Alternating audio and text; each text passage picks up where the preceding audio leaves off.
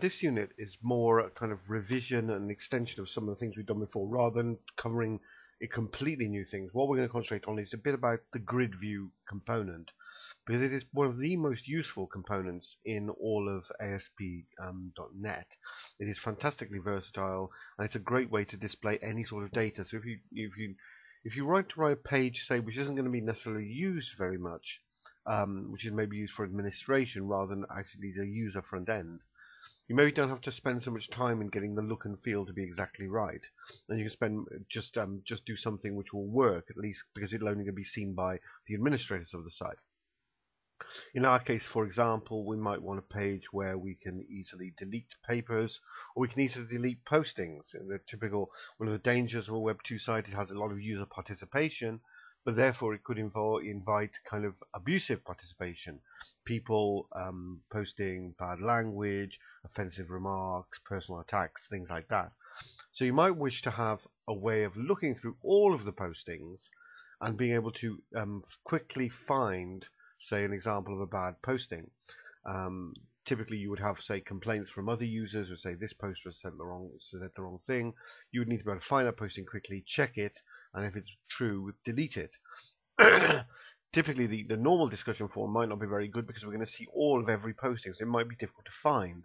So therefore, we want another way of say, looking at all postings and being able to maybe look at all the postings of an individual user, for example. So when we can do, let's do that. Let's create a page called monitor posting. So let's add a new item. I'm going to create a web form as usual. Call it monitor postings. Okay, we're going to choose add. And when this page comes up, what we're going to do, first of all, go into the Server Explorer. Just check that you can actually see your databases. Now I can definitely see mine here. Mobile Standard ACCDB. Make sure it's kind of, you don't have a cross by the side of it to indicate that anyway at least you've got a working data connection with your the database you want to look at. So there it is, Mobile Standards. Now let's go view a toolbox. And what we're going to do, we go into the design view, and what we're going to do is we're going to drag the grid view from there, the toolbar into the page. What it does then is creates you a kind of abstract template for pulling in data. So let's kind of, first of all, let's create a new data source, which is just going to be, again, it's a database rather than Access database, as I've explained before. Because I'm using Access 2007, the old Access database doesn't work, so you choose database, and then you configure later. So you call it whatever you want. I'm going to call it MyDB for now. Click OK. What connection do I want? There's Mobile Standard at ACCDB. That's the one I want. I'm not going to bother saving it. I'm going to go on to the next page now. Choose which table I want to show. So I'm going to show all of postings. So here are all of postings, and again, it gives me the chance now to choose which of the columns that I want to see. So I'm going to choose all of the major ones. I'm not going to bother with the ID, which is the primary key. Okay, so let's kind of click next. And I can test the query. What does it look like? It says, see, there's a load of things I've written down, and so I'm going to click finish on there.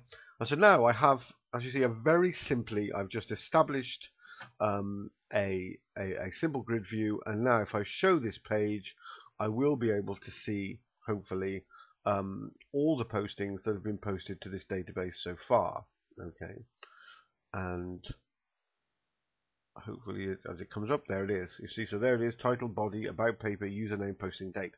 Now as you see, that's not kind of like particularly nice to look at. One of the built-in features which are very nice is the customization, visual customizations that you're given. So if I kind of stop the thing from running now, and I click on this little arrow at the side of it, I can click on the auto format tab, which gives me a number of different options for how it looks. So I could, I can't remember what is the kind of look I've chosen in the other pages. There you've got black and blue, but I think I'll go for classic. That seems fairly pleasant. Click apply, click OK. So I've got the classic look. Okay. Now then, that's nice. But there's something that might not be all that pleasant is the kind of the way these titles. So I've got things like here about paper, which is obviously a reference to a foreign key in the papers table. We could at this point write a more complicated SQL, but I'll save that for a while.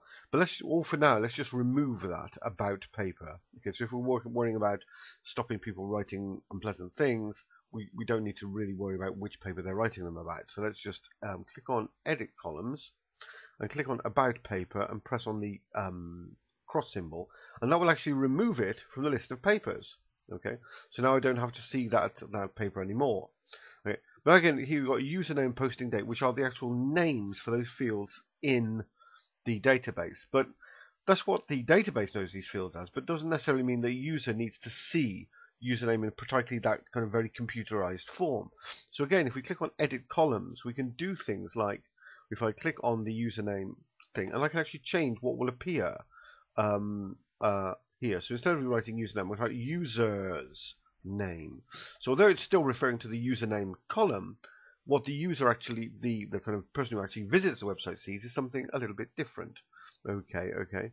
So then I click on that, and now I've got user's name, and I can do the same with posting. So again, click on Edit Columns, posting date. Click on posting date here, and I can put something like change that to date of posting. Okay, so that gives you a number of features that you can do, but also you've got these other things here that you can set footers, headers, all kinds of features that you can actually be setting here to make the things look slightly different. I won't bother with them now, but you can maybe experiment with that. But as you see there, now I've got a much more pleasant looking table, and I click play, and what I have is a kind of more pleasantly formatted table, which has got kind of alternating colors between the lines, which makes it easier to read. I've got sort of like, because this database doesn't really save dates and times very well. I mean, I haven't actually got it to saving out times, that maybe we could get rid of some of the formatting of this, but that's what we'll do in the next presentation.